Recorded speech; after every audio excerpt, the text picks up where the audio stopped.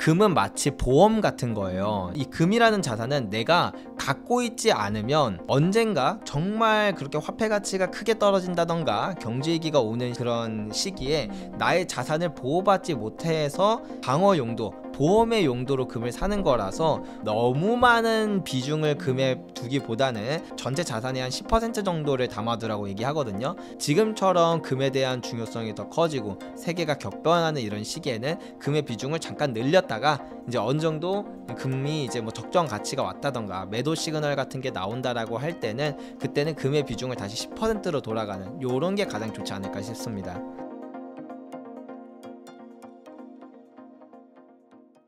그럼 금 투자에도 사이클이 있을까요? 그럼 지금 금 투자를 사이클로 따지면 머리, 어깨, 무릎, 발 어디쯤에 해당될까요? 일단 금의 사이클이 있어요. 확실히 있어요. 금이라는 자산은 이 공급적 특성이 되게 독특해요. 금이라는 자산을 만들 때 우리가 채굴 한다고 하잖아요. 채굴 한다고 할 때 이게 그냥 땅 파면 나오는 게 아니라 뭐 인허가도 받아야 되고 탐사도 해야 되고 인프라도 깔아야 되고 채굴을 한다고 해도 그걸 또 이제 정제를 해야 진짜 비로소 금이 되기 때문에 이 시차가 보통 10년 정도가 걸리거든요. 그래서 이제 금을 캐는 회사들은 금 생산량을 갑자기 많이 늘릴 수도 없고 갑자기 많이 줄일 수도 없어요. 그래서 생산량이 늘어날 때도 꾸준히 늘어나고 줄어들 때도 꾸준히 줄어들어요. 이 독특한 특성 때문에 금 가격 차트를 100년치를 쫙 깔아서 놓고 보면은 오를 때도 내내 오르고 떨어질 때도 또 내내 떨어지는 이런 모습이 보이는 게 바로 이 공급적 특성 때문입니다. 그래서 금의 사이클이 존재한다라는 건 너무 당연해요. 근데 이제 이 사이클이 그러면 주기가 어느 정도 되냐라고 하면 보통 한 번 상승할 때 대략 10년 정도가 올라요. 우리가 이번 사이클이 시작된 시작점이 2019년이거든요. 지금 한 6년 정도 되는 거죠. 예, 그렇기 때문에 이게 뭐 어느 정도 위치냐라고 하면 기간으로 볼 때는 뭐 한 허리보다 조금 위에 요 정도라고 볼 수가 있는데 이제 상승률로 본다라고 한다면 저는 한 무릎 정도밖에 안 왔다고 생각을 해요. 이게 앞서 제가 말씀드렸던 부분이랑 비슷한데 어떤 자산이든 그게 부동산 사이클이든 주식 사이클이든 그 사이클, 이 슈퍼 사이클을 보면 초반부는 되게 지지부진하고 중반부에는 좀 이제 상승하는가 싶다가 후반부에는 이제 광기가 나타나거든요. 이 후반부에 어마어마한 상승이 대부분의 상승을 이제 이 사이클의 대부분의 상승을 차지하기 때문에 이제 막 중반부를 넘은 지금 시점은 제가 생각했을 때는 한 상승률로 따졌을 때 한 무릎 정도밖에 안 온 것 같다. 예, 저는 그렇게 생각하고 있습니다. 그럼 금에도 사이클이 있다고 말씀해 주셨잖아요. 저번 사이클과 이번 사이클 비슷하다고 보시나요? 저번 사이클이라고 한다면 이제 가장 가까운 사이클이 2000년대예요. 그때랑 지금은 꽤 많이 달라요. 왜냐면 2000년대의 사이클은 화폐 시스템이 바뀌는 사이클은 아니에요. 그렇기 때문에 금 가격이 오를 수 있는 퍼포먼스가 지금만큼 높진 않고 그게 이제 금 가격이 튄다지 금이 제 가격을, 제 가치를 찾아가는 시기랑은 조금은 다르거든요. 근데도 불구하고 저번 사이클 때도 한 7배 올랐어요, 사실은. 근데 지금 한 금 가격이 오른 게 2배 조금 넘게 올랐거든요. 예, 근데 여기가 고점이라고 말하는 거는 너무 말이 안 되는 것 같고 지금은 사이클이 1970년대나 아니면 1930년대랑 가장 비슷하다고 볼 수가 있어요. 이때는 정말 금 가격이 정말 많이 올라요. 70년대는 한 26배 상승을 했고 1930년대는 이때는 근본이제여서 금 가격 자체는 거의 변동이 없어 보이는데 그걸 이제 금 가격이 얼마가 올랐을까를 유추할 수 있는 그런 지표나 아니면은 그냥 금광 주식들의 자산 상승률 같은 걸 볼 수 있거든요. 예, 적어도 1970년대보다는 훨씬 많이 올랐다. 예, 요렇게 바라볼 수가 있어서 그럼 이번 사이클에서는 진짜 금 가격이 20배도 넘게 상승할 수 있는 사이클이구나. 근데 고작 한 2~3배 오른 거면 여전히 한 무릎 정도밖에 안 온 게 맞구나. 이렇게 충분히 생각해 볼 수 있을 것 같아요. 작가님께서 이제 금값이 폭등할 거란 가능성 말씀해 주셨는데 그 이유가 뭐고 어느 정도까지 오를 수 있을까요? 이 금이라는 자산은 어느 정도까지 일단 기본적으로 금이라는 자산은 한번 오를 때 거의 한 10년, 짧게는 9년에서 길게는 13년까지 오르거든요. 그러니까 대략 한 10년 정도 오르고 그리고 가장 적게 올랐을 때가 7배, 많이 올랐을 때가 26배 정도 상승을 해요. 그냥 그냥 아주 단순하게 생각을 해서 이제 10년이니까 한 4년, 2030년 정도까지 오른다고 보면 되거든요. 한 4년 남았어요. 4년 동안 가장 적게 올랐던 이제 그거를 기준으로 조금 보수적으로 잡아서 한 10배 오른다라고 치면 이제 한 두세 배 정도 올랐으니까 앞으로 오를 폭이 한참은 더 남았다. 적어도 지금 가격에서 3배 이상은 더 올라야 된다. 뭐 이렇게 바라볼 수 있고, 저는 지금의 상황이 1930년대와 더 유사하다라고 생각을 하기 때문에 적어도 금 가격이 7배 이상은 상승하지 않을까라는 게 제 개인적인 생각입니다. 그럼 작가님만의 폭등을 예고하는 시그널을 보는 지표 같은 게 있을까요? 가장 대표적인 지표는 금 투자를 할 때 실질금리라는 지표를 보면 가장 좋아요. 우리가 금이라고 하는 자산이 언제 오를까, 뭐 언제 떨어질까 이런 걸 볼 때 보통 많이 얘기되는 게 금리에 대한 이야기를 많이 하거든요. 금이라는 자산은 이자도 안 주고 배당도 안 주다 보니까 금리가 높아지면 사람들이 굳이 금 갖고 있을 바에는 뭐 예적금이라도 하는 게 낫지, 이렇게 생각을 보통은 많이 해요. 이게 좀 통념인데 실제로는 그렇진 않거든요. 왜냐하면 단순히 금리만 바라보면 금을 제대로 이해하기가 어려워요. 더 쉽게 예를 들어볼게요.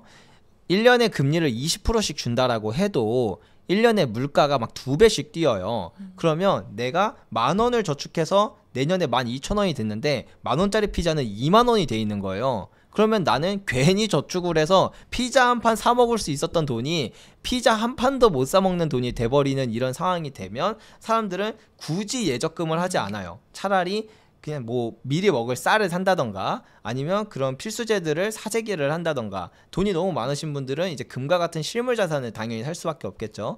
이처럼 이 물가와 인플레이션을 같이 보는 이것을 이제 실질금리라고 하거든요. 실질적으로 나의 자산이 얼마나 늘어나느냐, 이것을 나타내는 수치가 바로 실질금리예요. 이 실질금리가 플러스라서 내 자산이 은행에 넣어둬도 실질적으로 늘어나는 시기에는 사람들이 굳이 금을 찾지 않습니다. 금을 사놓을 바에는 우리가 아까 전에 얘기한 것처럼 예적금에라도 넣어두는 게 더 이득이 되니까요. 근데 이 실질금리가 마이너스로 빠져드는 시기가 찾아옵니다. 종종 1970년에도, 그리고 1933년에도, 2002년에도, 그리고 2019년에도요. 그리고 이 사이클, 그러니까 실질금리가 마이너스로 빠져든 바로 이 시점부터 항상 금 가격의 슈퍼사이클이 시작했었다라는 걸 알 수가 있습니다.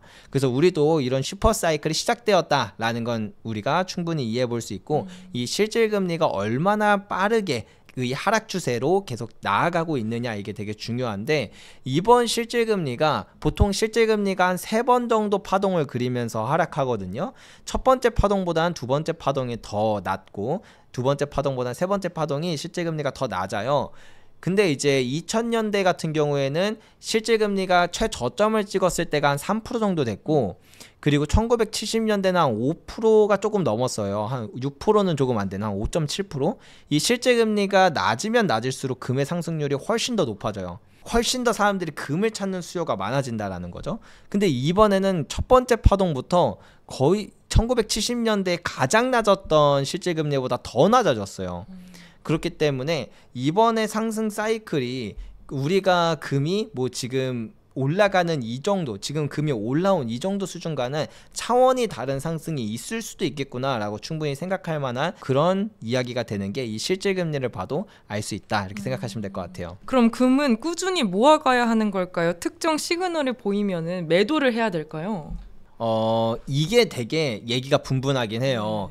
금은 마치 보험 같은 거예요. 제가 뭐 20배가 오른다, 뭐 7배가 오른다, 막 이런 다양한 이야기를 드리다 보니까 금 투자해서 내 팔자 한번 고쳐보겠다 이런 생각을 하시는 분이 계실지도 모르겠지만 실제로는 그렇지 않거든요. 금 가격이 그 정도 오른다는 건 화폐의 가치가 그만큼 떨어지는 거기 때문에 이 금이라는 자산은 내가 갖고 있지 않으면 언젠가 정말 그렇게 화폐 가치가 크게 떨어진다던가 경제위기가 오는 그런 시기에 나의 자산을 보호받지 못해서 그것에 대한 방어 용도, 보험의 용도로 금을 사는 거라서, 우리가 보험을 좀 아플 것 같은데 지금 잠깐 들어놨다가 해지할까 이렇게 생각을 안 하잖아요. 네. 예, 그런 측면에서 바라볼 때 너무 많은 비중을 금에 두기보다는 한 보통 전체 자산의 한 10% 정도를 담아두라고 얘기하거든요.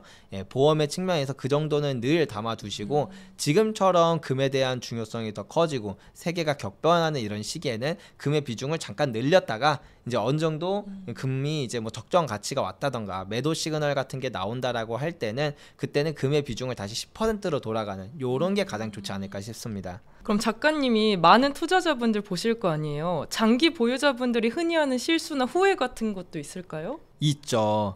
아, 금을 이제 장기간 보유하시는 분들 중에서 근데 그렇다고 막 되게 대단한 후회는 아니에요. 왜냐하면 뭐 주식 투자했다 망했다, 뭐 코인 투자했다 망했다, 하지만 금 투자했다 망했다 이런 얘기 거의 이런 얘기는 못 들어봤잖아요. 예, 금은 이제 기본적으로 우상향하는 자산이고 실물 자산이고 예, 이제 보험의 역할이기 때문에 그렇진 않은데 아무래도 이제 이 금이라는 자산이 다른 주식과 다르게 살 때 투자할 수 있는 방법이 되게 다양해요.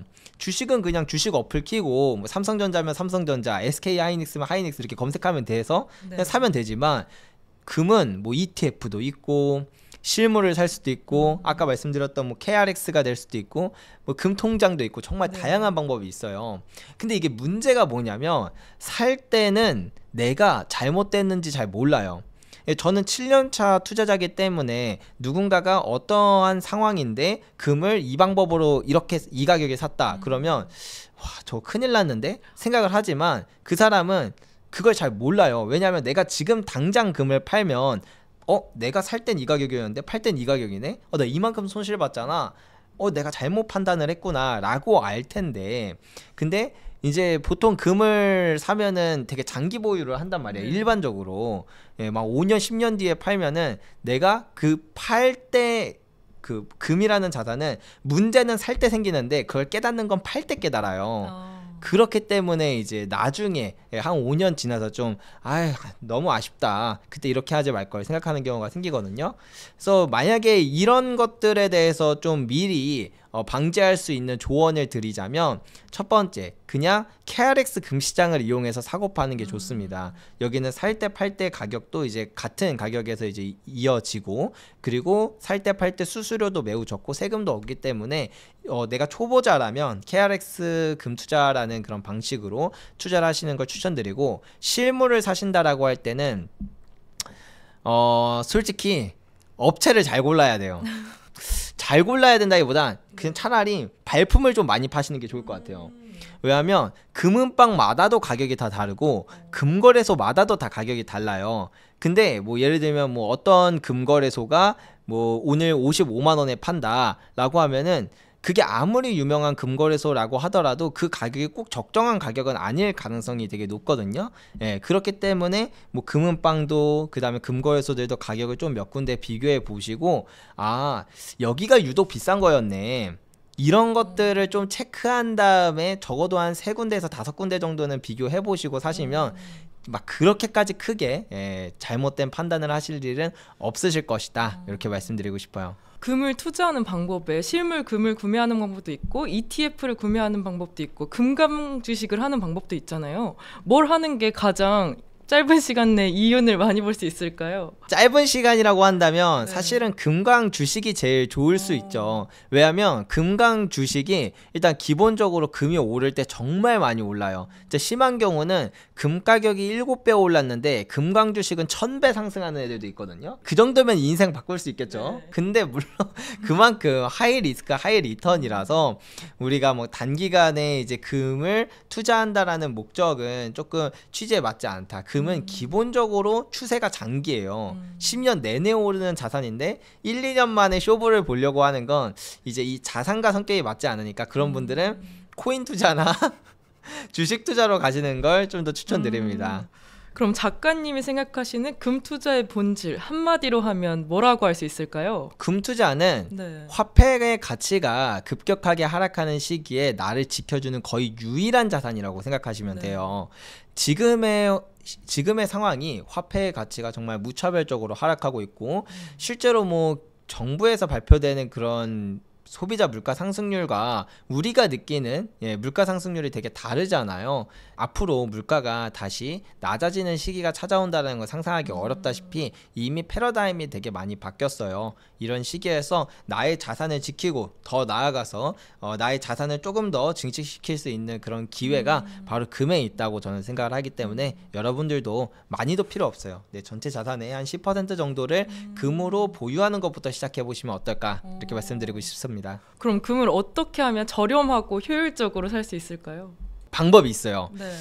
이 금이라는 게 안 좋은 점이 뭐냐면 적정한 가격이 얼마냐를 알기가 되게 어려워요. 이제 뭐 금 한 돈에 뭐 뉴스에 보면은 뭐 55만 원이다, 뭐 60만 원 넘었다 이렇게 얘기를 하지만 그게 딱 우리나라뿐만 아니라 전 세계 어디를 가도 금 가격은 그냥 파는 놈 마음이에요. 진짜 솔직히 말하면 그냥 파는 놈 마음이라서 그래서 이제 정말 싸게 사면 막 헐값에도 살 수 있거든요. 막 그렇다고 해서 진짜 헐값은 아닌데 막 국제 시세에 비해서도 막 더 저렴하게 사고 막 이런 것도 가능해요.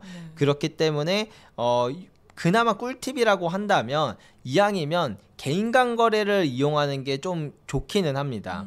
쉽게 말해서 뭐 중고나라 당근마켓 이런 데서도 막 금거래가 종종 있거든요. 되게 많아요. 물론 그런 이제 진짜 센 개인간 거래에서는 뭐 삼자 사기나 절도, 뭐 사기, 뭐 이런 다양한 리스크들이 있기는 해요. 그렇지만 이런 개인간 거래는 서로 같은 가격에 사고 팔다 보니까 살 때나 팔 때 이제 뭐 발생하는 비용도 없고 그 다음에 부가세도 없어요. 개인끼리 거래하는 거다 보니까. 그래서 이러한 장점들을 이용할 수 있어서 이런 개인간 거래를 추천드리는데 이런 개인간 거래도 또 중개해주는 플랫폼들이 있거든요. 명품으로 치면 뭐 크림 같은 그런 플랫폼처럼 이제 그런 개인간 거래를 중개해주는 이런 플랫폼을 이용해서 적정한 가격에 금을 산다라고 하면은 그리고 이제 막 이런 데 급처로 내놓는 사람들도 되게 많아요. 이런 것들을 줍줍한다라고 한다면 뭐 부동산 급처 매물 사는 것처럼 진짜 저렴하게 사서 사자마자 어느 정도의 안전 마진을 보면서 시작하는 것도 가능하다. 이런 거는 꿀팁이 될 수 있겠네요. 근데 실물 금을 사면 보관이 참 번거로운데요. 이런 보관 리스크나 이런 번거로움은 어떻게 해결할 수 있을까요? 저 같은 경우에는 땅에 묻어놨어요. 아 진짜요? 네, 저희 이제 부모님이 양주에서 딸기 농사를 지시니까 그 밭에다 묻어놨거든요. 아 정말요? 네, 그래서 한 번은 저기 그 세계일보에서 취재가 와서 제 금을 보고 싶다고 해가지고 제가 본가 가서 삽 들고 가가지고 다시 파가지고 그 막 흙 턱턱 털어가지고 막 가지고 오고 그랬었거든요. 네, 물론 이제 제 방법대로 하라는 게 아니고 어떤 분들은 금고에도 놔두시고 어떻게도 놔두시고 한데 그냥 각자 편하신 방법대로 하면은 됩니다. 잘 꼭꼭 숨겨 놓기만 하면 돼요. 양주 그 딸기 농장 누가 이제 말해서 갖고 가면 어떡해요? 절대 못 찾을 겁니다. 왜냐면 저도 제가 보물지도를 그려놨거든요. 아, 저도 잘 못 찾아요. 찾기 되게 어려워서 보물지도를 그려놨을 정도니까 괜찮습니다.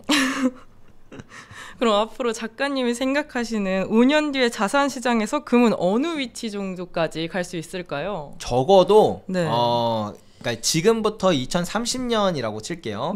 이 기간 동안 가장 빛나는 자산 중에 하나가 금일 거라고 생각해요.